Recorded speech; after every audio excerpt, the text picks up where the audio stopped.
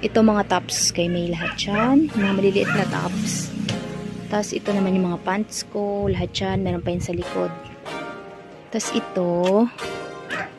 May yung mga black coat. Nasusot ko yan dati pag may press con. Yung mga short dresses. Long sleeves. Mga long sleeves. Nasusot ko sa mga press con dati. Tapos ito.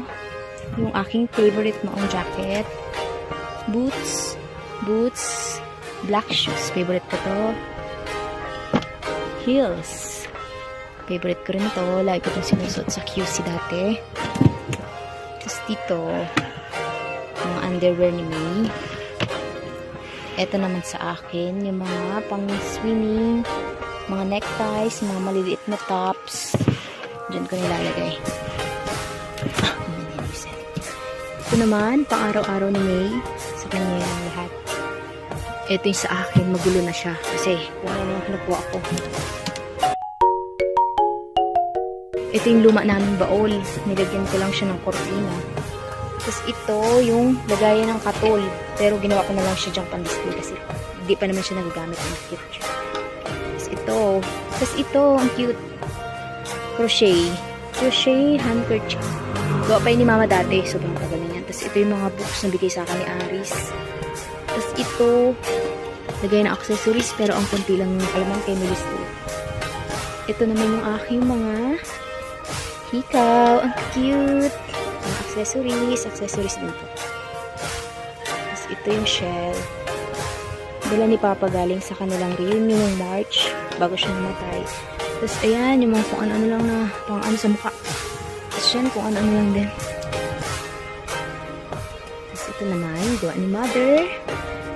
Yan. Cabinet. Andito yung mga bags na iba. Tapos andito yung mga ibang bags. Nandito sa loob. Tapos ayun yung all. Ayan yung eco bags. Tapos yun kung ano-ano lang. Tapos ito accessories to. Oops.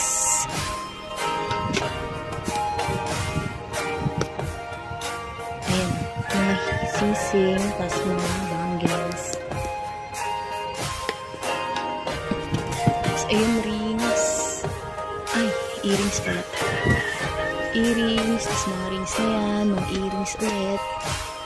Tapos ito yung mga tops ko. Mga necklaces. Tapos bracelet. Tapos yan din yung mga tops. Tapos ito sa akin kay May. Ito, bibigay ko sana sa bestie ko pero di ko na siya nabigay. So, dyan na lang siya. Sa akin din yan. Dalawa. Kay May. Dito naman, yung mga ang talo namin, yung mga slacks. Ayan. Mga maong. Ito naman yung mga ibang dresses. Yung mga long dresses. Ito siya nagkasya. Tapos ito yung underwear ko na pang araw-araw. Tapos ito yung kay May. Tapos ito mga accessories pa rin ito. Mga nakalagay lang siya dito sa mga ganito. Ayan. Sobrang dami. Sobrang dami kong accessories. Ayan. Ito accessories din to. Pero ayoko nang buksan.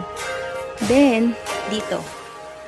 Cutie. Binili ko to sa Shopee. Dalawang lagay ng accessories. Cute. This one. Cutie. Tapos ayan, yung mga heels. Mga shoes. And then, ito naman. Super nice. Mga shades namin ni May. Ang cutie. And ito yung mga cup. Tapos ayan, pang pa-eme yung tablet. May mga picture. Ganyan. Tapos ayan.